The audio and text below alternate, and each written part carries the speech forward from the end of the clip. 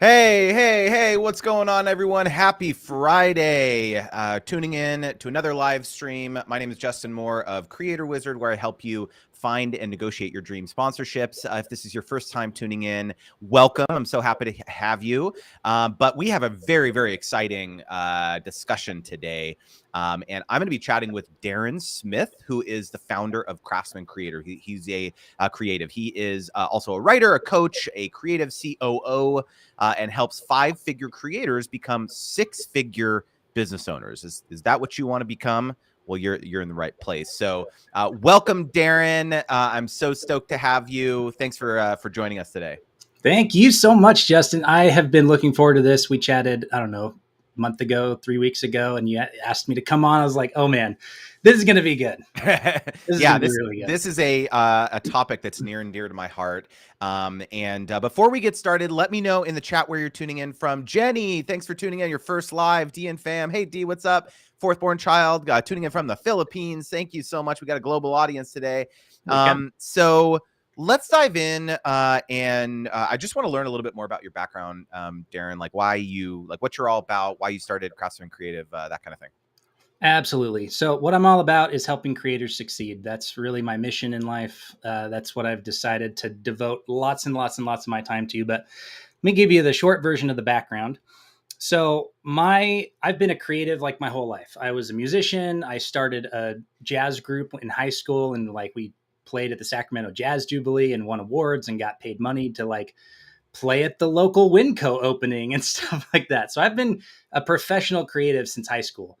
And when I got to college, I decided to switch from music to sound and started doing live sound and post-production sound for film.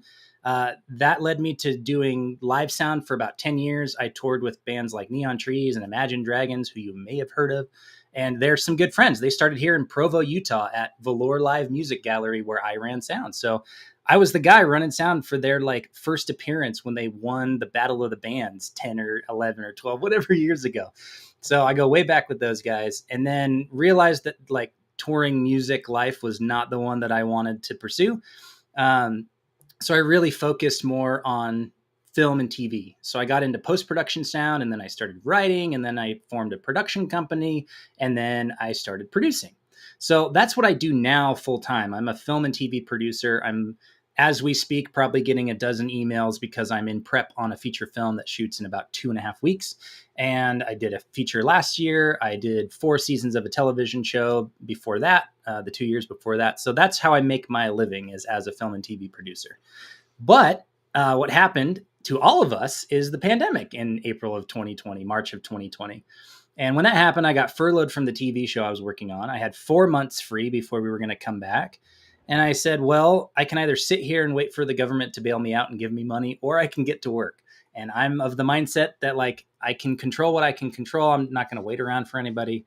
So I just got to work. And I'd always wanted to make these online courses for creatives to help them with their business, because I would do lunches with my friends that are musicians and filmmakers and writers and artists. And I would go to lunch with them, and we would talk about their business. And I loved it. I loved dissecting what's going on and problem solving and giving them answers and saying, you should try this. And then we do lunch a month later, and it'd be like, it totally worked. Let's talk again. What else can I do? So I loved that stuff. And I had this idea of making 1 or 2 courses. I never had time to do it because I was working on a TV show. So pandemic hit, I had free time. So I made 2 of my own courses and started this site called craftsmancreative.co, and put 2 of my own courses up, managed to sell a dozen of them and quickly realized this is not going to be a sustainable income stream unless I really kick it up a notch. But then this serendipitous thing happened where a friend of mine who's an artist who has 10 times the following that I do online, I talked to her and was like, hey, have you ever thought about doing an online course? She's like, actually, yes. So we made a course together. We came up with this cool idea where I would just do it for free, and then we'd do a split on the back end. So we were perfectly aligned with it. And she did 10 grand in a week. And I was like, holy crap, you can actually sell online courses and make money. So it was more than I would have made had I charged her as a vendor. So as a partner, I made not only like $5,000 that first week, but have since made another like 15 because she's done nearly 30 or 35 grand in sales in 2 years. Wow. And so that started the model for Craftsman Creative. I had since done about 15 courses with other creators that are on the site, and it's been doing really well. We're nearly to 6 figures in sales after not even 2 years of time. And I plan on doing 6 figures in sales this year alone. So it's growing and it's fun. But we'll get into this when we talk about the sales ladder. But that's since expanded from just being an online course platform to being much, much, much more. Teaser.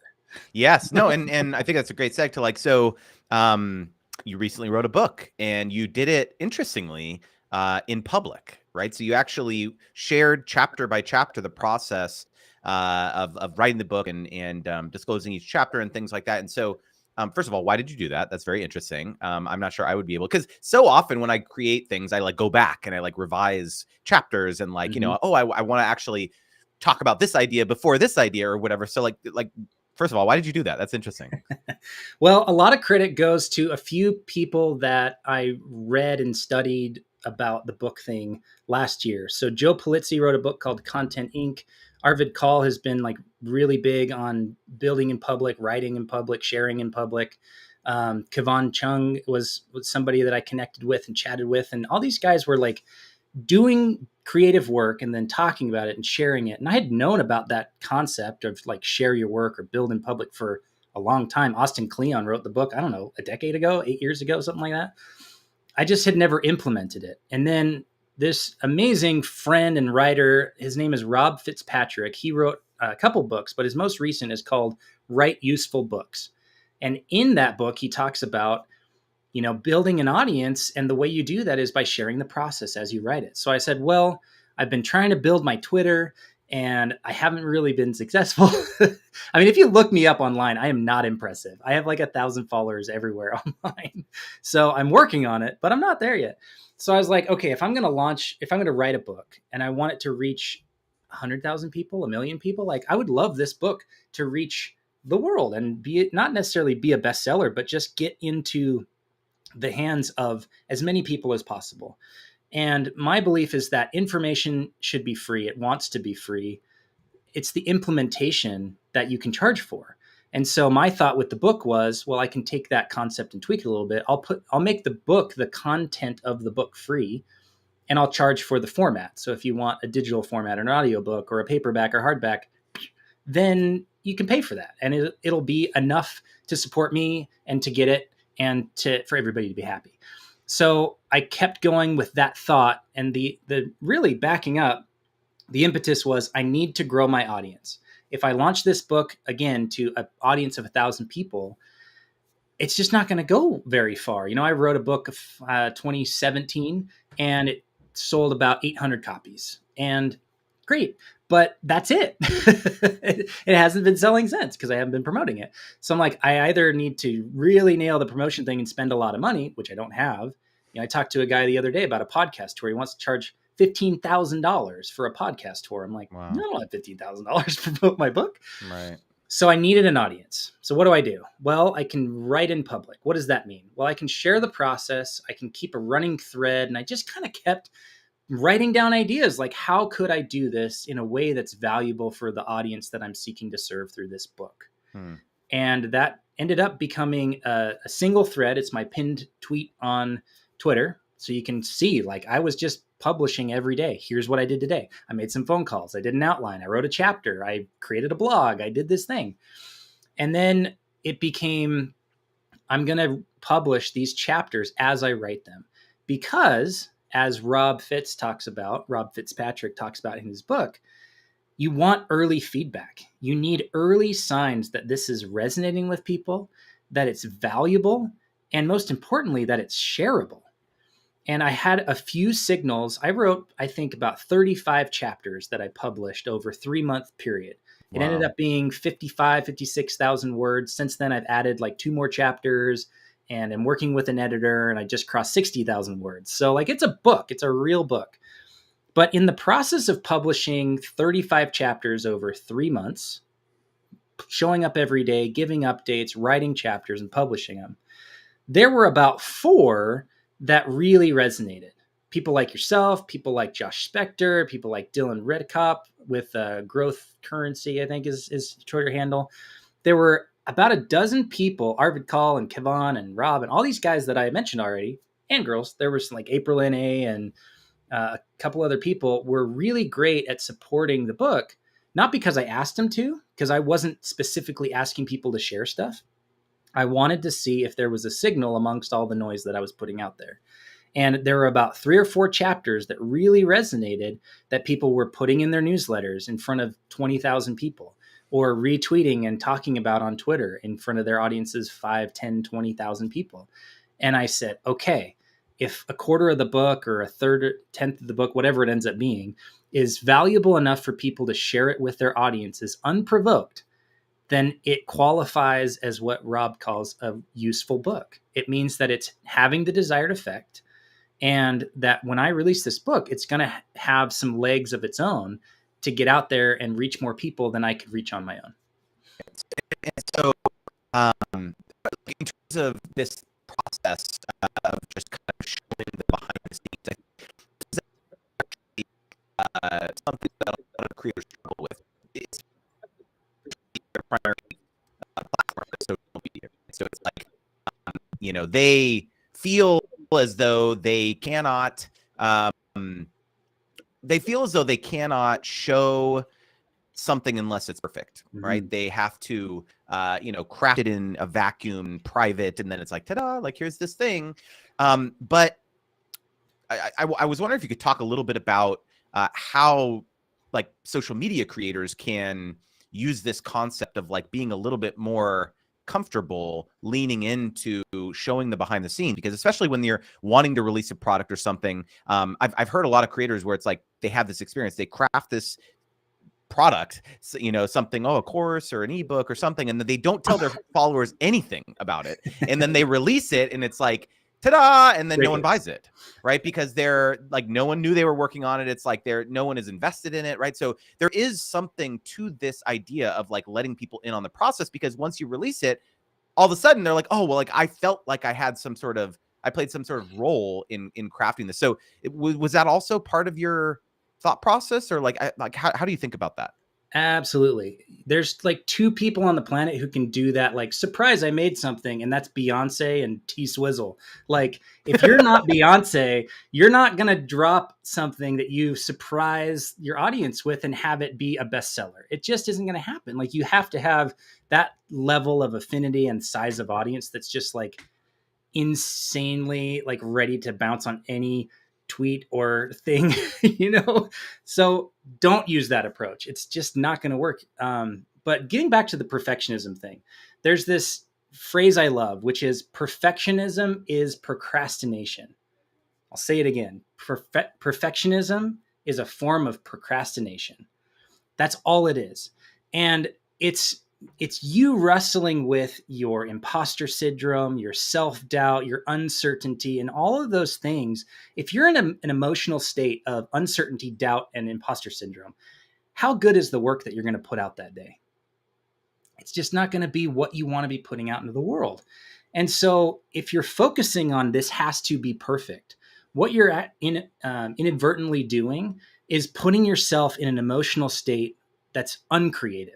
And it's going to be really, really hard to do your work and to show up and do your best work every day. And then when you share the stuff you did, it's going to flop. It's not going to resonate with your audience because they can tell your heart's not in it. They can tell that there's some hesitation or some uncertainty because that's in the DNA of how it was created. It was in the emotional state you were in that bled onto the page or onto the canvas that you're then showing to people and going, look at this, please like it.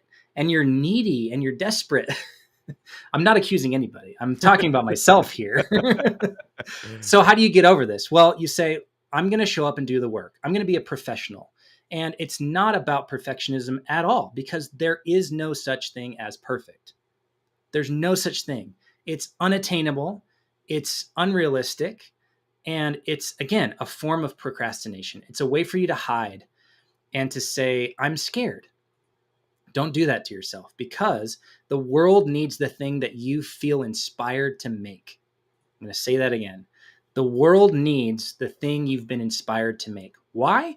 Because you were inspired to make it. You and I think, both have a Christian background. We have a faith in God. We have a belief in higher power, right? I actually was raised Jewish, so Jewish and Christian, Sorry. Christian at the same time. So not quite, Jump but the shark there. Okay. Faith. Let's just go to faith, yeah. right? You're a man of faith. So if you are inspired, if you feel pulled to do creative work, that's not something that the economy brought to your doorstep and said, hey, this is your job, right? You were inspired. There's something outside of you that happened that said, do this creative thing. We need that from you because you're the only one who received that inspiration to do that thing. So do it and let go of the perfectionism thing. There's some great resources for this. There's some, Stephen Pressfield has written a lot. He wrote 2 great books, and you can find a whole bunch of books I recommend if you go to the blog.craftsmancreative.co/resources. There's like 30 books that I recommend, but 2 of them on this topic from Stephen Pressfield. One is called The War of Art, and the other is called Do the Work. And those 2 are a 1-2 punch. They're short reads that'll get you into a different mindset so you can overcome what he calls the resistance. So overcoming that perfectionism, that self-doubt, that imposter syndrome, and doing the work. Show up every day, do the work, do it little by little. And the secret to success, we may be jumping ahead here a little bit, Justin, but I'll just lay it out. The secret to success in any endeavor, creative, business, personal, relationships, whatever, do more of what works and less of what doesn't. Mm-hmm. That's it. Do more of what works, less of what doesn't. And in order to do that, you have to show up every day and keep trying again and again and again and again. Where's perfectionism in that process? It's not there at all. That, I mean, honestly, that's like, that is my has been my logic about this live stream. I had no idea what I was doing. I was a terrible interview. I think the quality of my production was not great. Like, but I've gotten better and better. And I think that people consistently over and over, and we'll talk about this quickly, especially when I started, releasing courses and things like that I hadn't planned on initially. One of the main reasons when I ask people, like, why did you ultimately sign up? A big piece of it is they just say, you show up like consistently. You provide so much value, and you just show up every week, and I can depend on you. I can rely on you. And so it's like, speaking of perfectionism, like, people don't care. Like, you think they care, but they don't, and so to that point, like, one thing I really wanted to ask you about, because you talk a lot about this in your content and your posts and your book and everything, is this idea about being a business owner as a creator, and not enough people consider themselves business owners. They think about themselves as a creator or creative, and it's like, I'm a writer, I'm a content creator, I'm a dancer, I'm a podcaster, whatever. But this necessary shift in mindset of like, okay, well, no, like, if I want to continue being able to pursue my craft, I have to think about myself as a business. And so why do you think that is important for creators these days? Well, here's the story for you, is that when the pandemic happened, if you look this photo, it's blurry, and I apologize, I can't like quickly unblur it, but this is a photo collage of about 30 friends of mine who were musicians at Velour Live, which I talked about at the very beginning of this. This is where like Neon Trees and Imagine Dragons and Moth and the Flame and Joshua James all got their start. Velour Live Music Gallery in Provo, Utah. Shout out to Corey Fox, who's like the greatest guy ever. He's the owner of the venue. So when the pandemic happened, about half of these people went online and started playing more, because when artists or creators have bad things happen to their business, they think, I either need to get better at my craft or I need to do more of it. I need more gigs. I need more payments. I need more clients. I need to improve my skill set, or even I need to buy a new camera. I need to upgrade my stream setup. I need new lights. I need new camera. I need a new computer. None of those things really matter, because there are people out there who, with $5,000 Dollar Shave Club, can record a video that goes viral and sets up their business to be $1 million a year business immediately, right? So like, if there's one example of it not being true, it's not empirically true. So the truth is, you don't need more skills. You don't need more talent. You don't need to work more. You don't need more gigs. You need to think differently.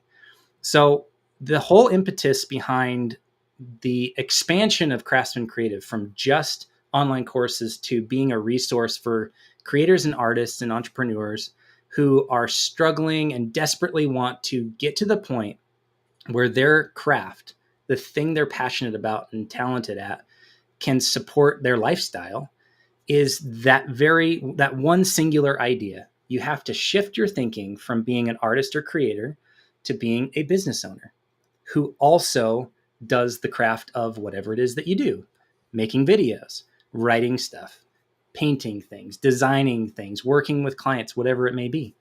So the answer is not do more work, get better at your skills. It's think differently. Mm-hmm. Or as Apple would say it, think different. Let's talk about the sales ladder concept right now, because you wrote a really fascinating chapter of your book and blog post about how creators need to be thinking about creating products and services at multiple different price points. Mm-hmm. And so tell me a little bit about this concept and how you think every creator can apply this. Yeah, I think I originally heard it because I didn't come up with this idea, but a friend of mine, Anthony Ambrose, who's a great YouTube coach, like he's a really good guy, along with Justin, obviously, but he's a friend of mine locally that's worked with a lot of big YouTube channels. And we were talking one day, and I don't remember who it was. He showed me a book. I forget who wrote it. I apologize. I'll have to ask him. But they talk about the sales ladder, and I'd heard it from people like Tony Robbins, and I think Seth Godin had something along the same lines. There's plenty of people who've written about this, so it's not an original idea. But I took the idea and applied it for creators. And here's what my experience was as a creator. So when I left the TV show, for example, I went and full-time freelance film and TV producer. Well, how can people pay me money? I had one option at the time. You can pay me a day rate to produce content for your business or to produce a feature or a TV show. So I produced TV pilots, I produced TV shows, I produced a feature last year. I'm in the middle of producing one right now. That was the one way that people could give me money. So I was trying to build this audience on Twitter and grow an email list. And the only thing that people could pay me for is as a producer. Well, how many people on Twitter have thousands of dollars a day to give me to produce stuff for them? Zero. The answer is zero, maybe one. And sure, I could grow my audience to 10,000 and then maybe there would be 5. And I could grow it to 100,000 and maybe there would be 20. Like there's just not a big enough audience on social media to justify that being the one thing that people can pay me for. And so there's a graphic that was, kind of the lead in for this whole video, which is a ladder with like the first 2 rungs missing. So that was what my business looked like at the beginning of the pandemic. Like people could hire me to be a producer. And my rate at the time was $1,000 a day. That's what it costs. So if you want me to do a movie, you're talking tens of thousands of dollars. If you want me to do a commercial, you're talking thousands of dollars. Not a lot of people have that kind of budget to hire me. So what do you do about that? Well, if you want to have a more sustainable business, and if you want an easier way for people to become customers and clients, then you need those lower rungs on the ladder. Like imagine a really tall ladder and you're about to hang your Christmas lights or take them off, I guess at this point is more accurate. And if you haven't taken your Christmas lights off yet, I think it's a little late, y'all. Hey, come on now, get it done. Get it done, guys. I feel attacked. Usually this is a judgment-free zone, but not about that. Come on, guys. So imagine trying to climb up to your eave at the top of your house that's 25 feet up in the air, and the first 6 rungs of the ladder are missing. Well, that's stupid. Like it makes no sense. You would never do that. You would never even buy a ladder that looks that way. That's essentially what people were doing with my business. Is I was saying, hey, check out my business. And then people from Twitter or email lists would come to my website and go, great, you're a producer. What's in it for me? Because that's what everybody thinks when they come across something new. It's that whole lizard brain idea of like fight or flight. What do I do with this new information that I've never seen before? Do I lick it? Do I punch it? Do I run away? Like those are your options, right? So people were coming to my site and going, great, you're a film and TV producer. I can't do anything with that. There's nothing in it for me. And they leave. So my email list never grew. My audience on social never grew. And my revenue and my business never grew. So What you have to do is make sure that you got a real ladder for your business. And it could be a step ladder at first or a step stool at first. It could be one of those little kid ones that's like 6 inches tall and plastic. And if you jump on it too hard, it'll split down the middle. Not speaking from experience. So that's okay. Start with a step stool and then grow to a step ladder and then grow to an extension ladder and then one of those huge A-frame things, right? And then you can have like a condor that's 85 feet up in the air because you got this massive business. You look at people that are at the top of their game on YouTube or in the coaching space. There are people that charge $1 million for a client per year. Well, how do you get to that level? It's not by starting at $1 million a year, and that's your only way you can hire people. Take Tony Robbins, for example, just because he's a mentor of mine. I've been following his content for my whole adult life. He started with free stuff. Like he was doing speeches and he was going on TV talking about his content. Well, that's free for the consumer, right? And then he would pay money to put infomercials on TV, and they would run 24 hours a day. Well, that's free to the consumer. So he would start free. And then he had, single digit dollar or $2 or 2-digit dollar offers. You could buy a book, you could buy a CD, you could buy a tape. They were $10, $15, $25, $50. And then you could go to an event, which was a couple $100 or $1,000. And then you could join his club, which was $10,000. And then you could join his inner circle club, which is $100,000. And then you could become a coaching client, and he charges $1 million a year plus a percentage of your business. But he only could do that because he had a really solid ladder with rungs the entire way up at different price points. So that because what happens is that maybe you'll have, let's use simple numbers, 1,000 people who visit your website, and maybe 100 of those buy the $7 thing. And maybe 10 of those want to buy the next double-digit thing, like a course or a book or something else. Okay, well, now you're down to one person that would want to buy a $100 or $1,000 thing. Okay, this is where audience comes into the whole equation. When you have an audience of 50 million people, like Tony does, then now you're talking about 5,000 people who would clamor to give him $1 million a year, because that's just how the metric works. You kind of take 10% off or 10% of every rung, right? So 1,000 to 100 to 10 to 1, well, you got 4 rungs that you can realistically look at. But if you got 10,000 people, now you're 10,000, 1,000, 100, 10, 1, you got 5 rungs. Well, if you got 1 million people, you get the idea. So I guess the question, let's talk about my business. So when I first came out with my first course, I didn't have any rungs. It was all tons of free content, YouTube, Instagram, everywhere, free newsletter, just like tons and tons of free stuff. And my logic was, okay, well, let me just provide a ton of value first and illustrate, like build credibility and help people understand that like I'm really trying to help them. And then when I first came out, my first price point for my course was $1,500. And I got some takers, obviously not as many as I was hoping to initially. Or actually, first I started doing one-on-one coaching initially before I released the course to kind of prove out the framework.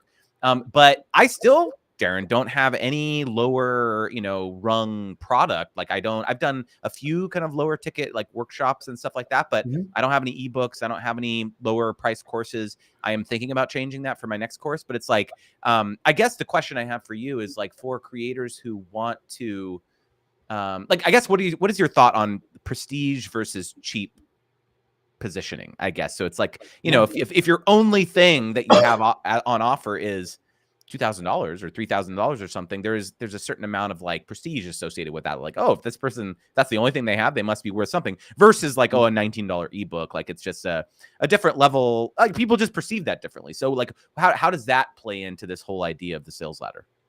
Yeah, I think honestly, it's you're looking at the numbers of it all. So if you have a $1,500 price point, if you go back, maybe you could pull up the full sales ladder, because there's, rung 1 is a single digit dollar thing, $1 sign. Rung 2 is $2 signs. Rung 3, $3 signs. Rung 4, $4 signs. So again, it kind of goes back to that idea of like, take 10% of your audience at each rung. So if you have a big enough audience like you do, Justin, maybe you only want to deal with $1,500 clients and customers, and that is totally okay.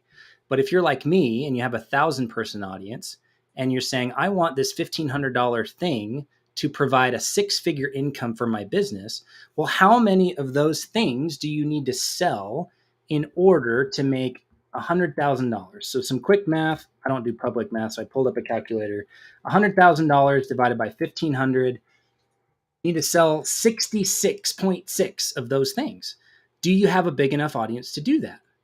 If the answer is yes, then by all means, keep your brand prestige and say, this is the only way you can work with me. I only work with people who are committed and invested and who want to really take their business seriously. That is a perfectly viable business structure and a way to run your business.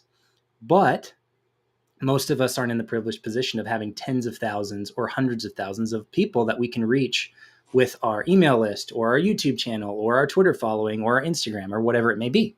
So the sales ladder really is part of this book, which, taking a quick step back, is about how to go from a 5-figure creator to a 6-figure business owner. So if you want to go from 6 to 7, look at those higher rungs, add all the prestige stuff you want, and that's great. But most of us, I would say 95% of us, are in the area of, I'm a 5-figure creator. I have been for 2, 3, 5, 10 years. And I'm desperately trying to figure out how to have a 6-figure business, because at that point you have money to put in savings, you can invest, you can grow, you can travel, you have more freedom of financially, and who you work with, like what clients you want to work with, what type of people and customers you want. You have time freedom, you have location independence, you have all those things if you can get to that level. It isn't necessarily $100,000 a year. 6 figures is how I codify it. So I got off the track a little bit there. But speaking to the 95 or even 99% of us that have smaller than 10,000 person audiences, so we're not quite at the minimum viable audience yet. We have to have a way to get people through this process that every single person who will ever buy from you has to go through. Step 1 is they have to become aware of you. They need to know you exist. So often that happens on social media or your blog or some other channel of something they already follow that all of a sudden you're in. So Josh Spector is a friend. I think both of us follow him online. He has an email list with 18,000 something people. He posted a link to the sales ladder and drove like 500 people to my website, to that chapter of the book. I didn't ask him to do it, but all of a sudden I had 500 more people who were aware that I existed. So step 1, awareness. You have to become aware of a creator. Step 2 is engagement. So a large percentage of those people who are aware of you will never look at you again, or never talk to you, or never engage with you, never follow you, never do anything. The engagement is the free stuff. It's signing up for your email list. It's getting a freebie. It's engaging with you on social. It's sending you an email or chatting with you in DMs. Those are the engagement steps. And every single person has to do something like that before they're going to feel comfortable trusting you enough to buy from you, which is the third step, conversion. So you have awareness, engagement, conversion. So in order to get people to go from the engagement stage to the conversion stage, and again, we're talking early on when you have a small audience, you need that to be a step stool. It needs to be a little 6-incher, something that can just boost you up enough. And it's not a huge commitment like jumping 6 rungs up onto a ladder and then pulling yourself up to get on, grab a hold of everything else. So you're very good at these visual analogies. I really do. I really actually, honestly, I really like that example of like, the bottom 5, 6 rungs of your ladder missing and trying to like jump up to the top one. Cause I think, thinking back and reflecting on it a little bit, I definitely felt like that a little bit when I first started, like with the courses and things like that. So it actually, even live right now, Daren, is making me reanalyze that. Well, part of it also, I think, is I've definitely heard and gotten advice from people that like there is something to be said. It's a very special moment when you get someone to take out their credit card and give you any sort of dollar, even if it's a $1, right? It's like the conversion from like, I'm never going to pay you to like, okay, I finally, like, I'm a customer. Yeah, like I've become a customer. I've like given you something like money, right? Like that instantly segments your audience, right? Because what are they saying in that moment, Justin? What is it that they're actually saying when they give you their credit card? They are saying you are worth you are worth more than just free? I don't know. What is it? There's not necessarily a right answer, but here's Oh. an answer. I believe that you can solve this problem I have. Hmm. They're hiring you for a job.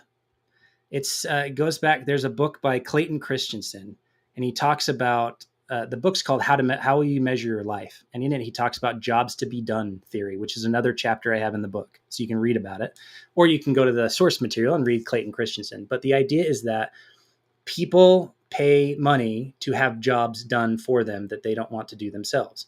Why do people buy McDonald's milkshakes in the morning? Because they don't want to make it themselves, and they want something that's viscous enough to last for 30 minutes for their drive to work. Is it a smart decision? Not Do necessarily. people really like drink milkshakes in the morning? I thought that was Apparently, like a lunch or dinner thing. you read the book. It's pretty inspiring. He was the actual consultant that went in and helped McDonald's figure out why people are buying their milkshakes and how to sell more of them. Interesting. So that's not the best example because it's not creator related. So let's think of a creator related thing. Why are people going to pay $1,500 for your course? Because they have a problem that they believe your course will solve, and the only way to get that course is to give you money. Hmm. That's it. Now we're getting a little unemotional here. And there's definitely a lot of emotion attached to all this. So there is things like trust, and they have to like you and they have to want to work with you. There are definitely people I believe who could grow my business to a 7-figure business this year, but I'm not going to pay money for ClickFunnels because I don't like the way that business treats customers, not their business. I don't want to put people into a funnel. I don't want to push them through like cattle ready to be milked. I have opinions about that process. So apologies to anybody who's a ClickFunnels user. I went through their one funnel challenge. I've been through the ringer, but like, you have to be thinking about the emotional journey of the person who's ultimately going to become a client or customer of yours. That's another chapter of the book from marketing to sales. So. Like actually one thing I've been thinking about recently, kind of semi-related to this, is that I've been thinking about the entry points to my business. Like there are so many different ways in which people touch me as a person, in the figurative sense. Not only my wife touches me, but like whether it's different social channels, TikTok or Instagram or my email list, or a friend recommends them to me, or I'm on a podcast somewhere. Like, what is the first exposure point that someone has to my business? And then I'm trying to think through, like, what is the onboarding experience, right? Like, what is that? Like, how are people first? Because like the reason I started thinking about this was that I started realizing that I had all these like automations and email sequences and stuff in ConvertKit that were all saying different things to people as their first touch point to me. And I was like, this is chaos. The first email, I like was horrified the other day when I realized I still had like an email automation on that was like a really old one. And I was like, oh man, I don't want to be saying this anymore. Right. And so it's like, I just started thinking about like, what is that process? Because that's a very sacred point, like in the first way in which people start interacting with me and my content and my business. And so, yeah, it's just like, it's super interesting to think about because I don't think creators think about that like that. The way in this is applicable to like social media creators is like the first piece of content that someone ever watches, whether it's a YouTube video, they find you on YouTube search, or they, your video is recommended to them, or they see your reel randomly on Instagram or on TikTok or whatever, that like solidifies a very interesting thing about you as a creator. And that's like their first opinion that they have of you. And it's like you have to really think about that because it's like, what is the niche, what is the expertise, what are you trying to flex? And I talk about that in one of my courses, is like you have to be very careful with the content you put out and what is the image that you're creating, not just for brands that want to partner with you, but potential people who are going to follow you, right? Yeah. There's the people who I think have really figured this out are high-end photographers.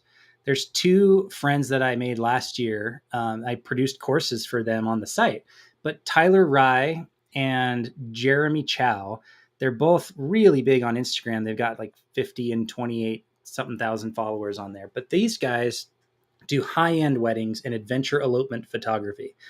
And they both in their courses talked about this very idea of curating your brand and making sure that the very first interaction is a high level one, like where people are going to think highly of you and the stuff you're putting out. And so I've debated with this on the Twitter side of things, because that's the platform I've chosen to grow on. I'm more of a writer than like a visual person. I don't really do YouTube yet. Even though I'm a filmmaker, I never like started doing my own channel. And so I chose Twitter, but like I could just spam Twitter 100 times a day with random nonsense, but that doesn't get me anywhere. And what if the first interaction, the first awareness touch point that someone has with my brand is some random riff about the president or something? Well, okay, how is that going to help them become a customer down the road? So it brings in a lot of the stuff you talked about. It's understanding your niche, like what is it that you do? Who is it for? What problem does it help them solve? What job are they going to hire you for? But then it's curating your brand and going, okay, what do I want on my page where people are discovering me, so that that person can quickly go from awareness to engagement, liking a photo, following, to conversion, hiring that photographer for your wedding. So that to me is such a clear example, using Instagram as the base of it all. That's where they're getting most of their awareness, and they've realized they can control what people see. So if you go through their feeds, it's just immaculate, perfect, inspiring, holy crap image after another. And are they posting every single shoot that they do? No, because sometimes it's not great. Sometimes the lighting wasn't right. Sometimes the clothing wasn't a good match, and it just kind of is jarring. But you look at these guys and their imagery, and you're just going, this is immaculate. This is perfect. And it blows your mind. And that's the first experience, right? So if you're someone who's a bride who's looking for someone to do a high-end destination wedding somewhere, are you going to follow that person and engage with that person and ultimately hire that person? Or are you going to go with the local photographer who's also posting about their dog and their neighborhood and their PTA and their kids' school and COVID and politics and all the other stuff? What? So I guess, how do you balance that with like, and I want to, there's one more thing I want to get to before we wrap this up, but like, how do you balance that with like, people want to follow people, like people want to feel connected. They don't want to feel like it's this image of perfection. How do you balance that? Yeah. So there's another person I did a course with last year. I'm just shilling all day long. But this person's name is Holly Homer, and she's grown a blog to like 10 million page views a month. She has 180, 200,000 people on her email list. It's insane. And she talks about this concept called the grid of 9. Wait a minute. Hold on a second. 180,000 people on her email list. How did, seriously? It's probably 200. She was adding like 15,000 a day when I was doing her course with her last year. It's bonkers, right? So she has huge churn though too, because it's like a kids activities blog. Anyway, she's mastered blogging. She makes 7 figures with a small business. So she talks about this concept she calls the grid of 9, which is basically saying, do an audit of your audience. Find the people that you are in your audience. All of us have 100, 500, 1,000, whatever followers, right? Go to your list and scan through and find the 10% or 5% that are your dream customers, your dream clients. They respond to you, they promote you, they love you, they interact with you. They're amazing people. Put them in a list and then spend a few minutes going through their feeds. What do they talk about? What problems do they have? What ideas are they thinking about? What are they talking about on a regular basis? Put it all into a list. Then put another list together of like all the things you love. What are your skills? What are your hobbies? What are the things you want to be known for? What do you want to be paid for? What problems do you want to solve? I'm going through this really quickly, so I apologize if you're like taking notes, but hey, it's recorded, right? So you can go back and do the 0.5x speed. So put all this stuff into a spreadsheet or on a list or a notebook or whatever. Circle the 9 things that are going to work for you and your business. And then just figure out a balance. Maybe it's 8-1 business personal. Maybe it's 5-4 business personal. That's okay, because what you've done is that you've ensured that the personal stuff is also relevant to the people you're trying to attract to your business. Because you're talking about rock climbing and you know your 5 top followers are all rock climbers. Or you're talking about financing your business because you know your top 5% of your followers are founders who are first-time founders or founding startups or creating ideas.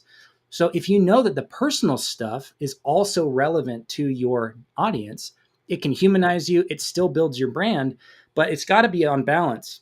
So Mm-hmm. you're going to do business, personal, business, personal, business, or 4-to-1 or 3-to-1 or whatever. But that's how you integrate it so that you are a person that Yeah. is not just a business account. And Right. ideally, a lot of people talk about how you have a business account on Twitter and you have a personal account on Twitter or on Instagram or on YouTube. So that's an option as well. But I wouldn't do that until you've reached critical mass and you got 10,000 Yeah. or whatever followers on your first account.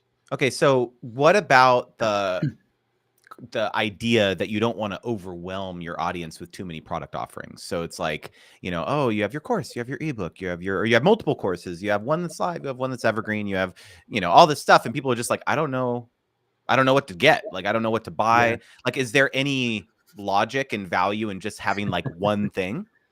Yes. But this is another concept that I love. So You were if really you, like rubbing your hands together here. oh, I'm so excited. I I'm love really talking about excited this for stuff. this answer. But like you gave me an opportunity to talk about one of the biggest like unlocks for people, for creators, especially those that have been in the mindset of sales funnel. Get people from here, and then you give them this offer, then you upsell this offer, and then you give them this, and then you put them in an automated thing, and then you sell them this and this and this and this. Can we just let that go for half a second? Suspend your belief that sales funnel is the end all be all of the way to sell to your audience. And think about how you like to be sold to. What's your experience been? Well, it's less of a funnel and more of a journey. So you as the business owner may have someone starting over here and they got into your email list. And then you ultimately want to end up over here where they're giving you like $10,000 or $5,000 or buying your course for $1,500 or whatever it may be. So if you try to force them, I got to get my corners right. So if you try to force them from here to here and you're like dragging them along and you're pushing them and you're throwing stuff at them and you're saying, buy this thing already, they're going to leave. They don't like that. You don't like that when people do it to you. How many of you, if this were a group, I'd say raise your hand, but how many people maybe like this video and give Justin some love if this has happened to you, where you signed up for an email list or even bought a product, a free trial of something, and then every single day you got hit with sales offers? How quickly did you hit that unsubscribe button? If you've done that before, leave a comment or hit the like button. So Because we've all quickly. Oh done my it. God. I actually So tweeted about quickly. this the other day that I got. Oh, This actually, I'm not going to name names here, but I subscribed to a very prominent creators email list recently. mhm. And I don't know, just as like a new user to their kind of experience, like I was shocked at how quickly I was pushed offers. Like basically like join the course, blah, blah, blah, blah, blah. And I just did not feel like they had established really any of like, hey, this is who I am. Like, here's some value. Here's some like really interesting posts, like all this stuff. It was just like, no, buy this thing. And Yeah. I don't know if that's like intentional or not, but it just felt very like boom, like in my face, like, wow, I wasn't Yeah. expecting that kind of thing, Well, all the internet gurus will push that like it's the best way to extract money from your business. But I don't want to extract anything from you, Justin. That's not a relationship. That's a transaction. That's gross. We don't extract things from friends and people that we trust and people we like. And we do business with people we like. Given two options, if it's you and another YouTube business coach, brand deal coach, and you have been giving value on Twitter, on YouTube for years, and this other person says, I have a proven system that's going to blah, blah, blah, blah, blah, blah, blah. You just $29.99 right now. Who are you going to buy from? They're going to buy from you every time, as long as your offer is solid and you like have the goods, right? But you do. So you don't treat people like cattle. Don't force them through sales funnels. What are your thoughts on Marcus's comment here? Graham Cochran does say that you should make an offer at the very first interaction. I like his style of teaching. Is there something to setting the expectation that be like, hey, like for those people who do want to, like maybe there's a graceful way to do it. Maybe there's a graceful way to be like, hey, like here's something free, but here's also, if you want to pay me, here's something. Absolutely. There's a difference between a sales email and an offer. Presenting an offer is not gross. Not at all. So the way I like to phrase it is that lead people to the door and open it for them. Don't push them through. Don't drag them through. Don't shackle them and then force them into a decision. Don't do that. That's being salesy. But you can put offers in front of people all the time. My pinned tweet is, go check out my book. That's an offer. This book will help you learn something that you want to learn. That's an offer. So it doesn't have to be gross. It doesn't have to be salesy. It doesn't have to be pushy. To lead people to the door, open it for them, and say, here's an option if you want. So in my welcome sequence, for example, I'll use my own personal example. This is how I do it. I have a 5-day free email series that's a way for people to like engage, to get into my world, to start getting free stuff from me. The book was another example, like read the book for free. And as soon as people do that, they get a 5-day email sequence that is free, that's all value. But at the very bottom in the PS, it's like, hey, if you're ready to go, here's how you can work with me, or here's how you can take the next step. And what I've done is I'm opening doors all the time in those emails. I have links to things like blog posts. I have links to landing pages. I have links to my resource page. I have links to courses all throughout those free value-based and value-driven emails. Those are offers that I'm sprinkling in front of people. And when they click on them, that's signaling interest that they might be ready to go a little bit faster than other people. So when I say it's a journey from here to here, I did it this way, right? From corner to corner. We're going to go from bottom left to top right corner of this screen. It's not a direct line. People are going to wander all over the place. They're going to take their time. I'll leave this one last idea that 85% of sales happen after the first 90 days. So if you're trying to force people through a sales funnel and upsell, and sales offer every single day, and you're pushy about it, and they leave, you didn't even give them enough time to think about becoming a customer. Because most people take at least 90 days to become a customer. You're leaving 85% of your business on the floor if you treat people by pushing them through a sales funnel and they unsubscribe in that first week. So you need to be thinking about giving value for 90 days.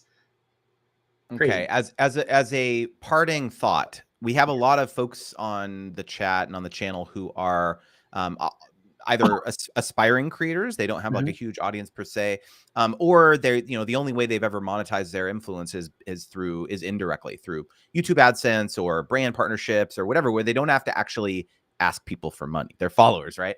So if you had any piece of advice about how to shift your mindset to like, hey, like it's okay to like like there's people in your audience who would find value in what you bring to the table. Like what type of advice would you give to creators who are in that place?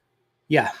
I went through a cool, interesting thought exercise the other day where I said, okay, I'm a filmmaker. I'm a film producer. What would be the most incredible thing that anyone could ever come up with to me and offer me? And I sat there and thought about it for a few minutes. And then I started writing down. I do a lot of free writing and like morning journal stuff. It's really helpful to just like unlock all your stuff. Read the book Accidental Genius. It's great. And also The Artist's Way by Julia Cameron. Anyway, what this led me to was, oh my gosh, if a film financier were to come up to me at lunch as I was out eating one day and said, hey, you're Daren Smith, right? I said, yeah. You produce movies? Yeah. Well, guess what? I have a $10 million I just inherited, and I really want to make a movie. Can I give it to you? That would be an amazing, insane, bonkers offer, right? There's no reality where I would ever say no to that offer. So you got to think about that for your audience and where they're at. Now, you don't have $10 million. You're not going to offer that to your audience. But what did I do with Craftsman Creative when I started thinking I need to stop making my own courses that are not selling and I need to make courses that sell? Well, I went to creators.